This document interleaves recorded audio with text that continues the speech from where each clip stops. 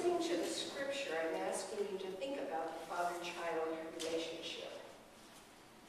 Obviously, this is Father's Day, and that's going to be our focus today. Psalm 27. The Lord is my light and my salvation. Whom shall I fear? The Lord is the stronghold of my life. Of whom shall I be afraid?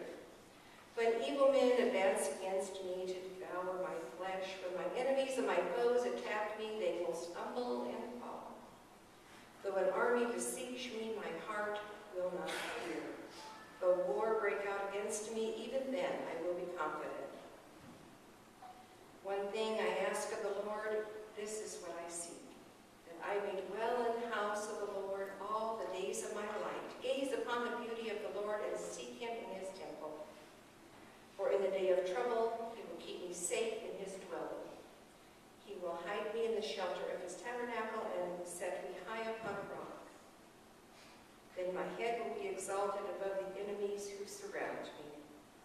At his tabernacle I will sacrifice with shouts of joy. I will sing and make music to the Lord. Thinking about the father-child relationship? Hear my voice when I call, O Lord. Be merciful to me and answer me.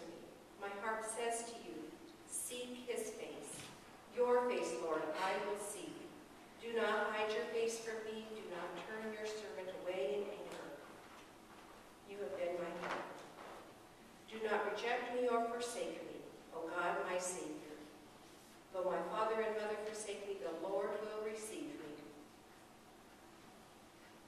Teach me your way, O Lord. Lead me in a straight path because of my oppressors. Do not turn me over to the desire of my foes, for false witnesses rise up against me, breathing out violence. I will be still and confident of this. I will see the goodness of the Lord in the land of the living. Wait for the Lord. Be strong and take heart, and wait for the Lord. The word of our God.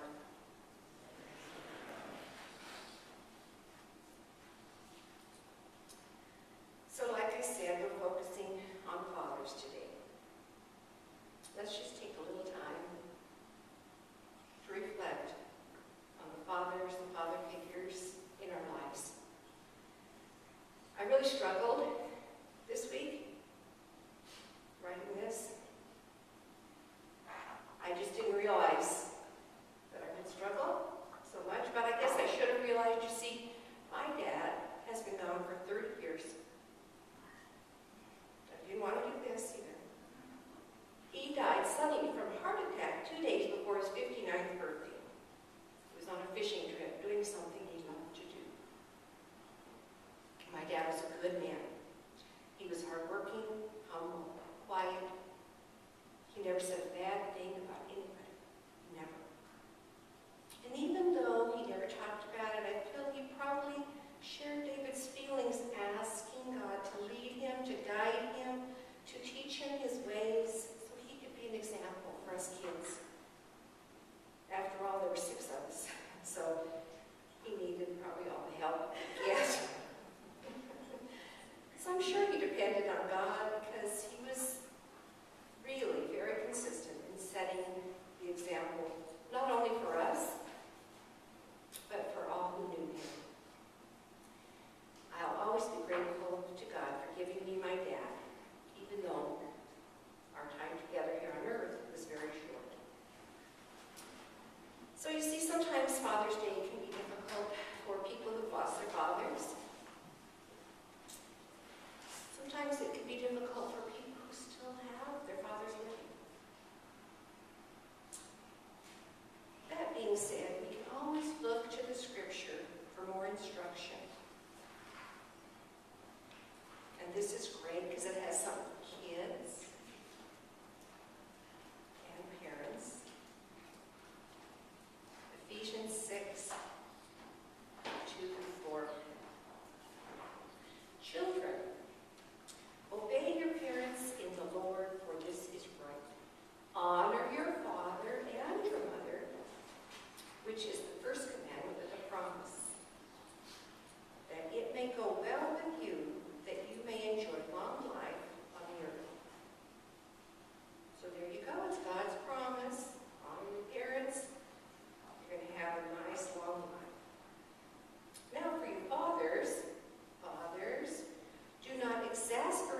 children.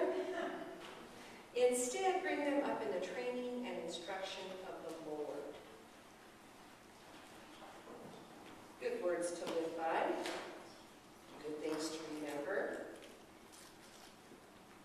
Well, nobody ever said it was easy being a father.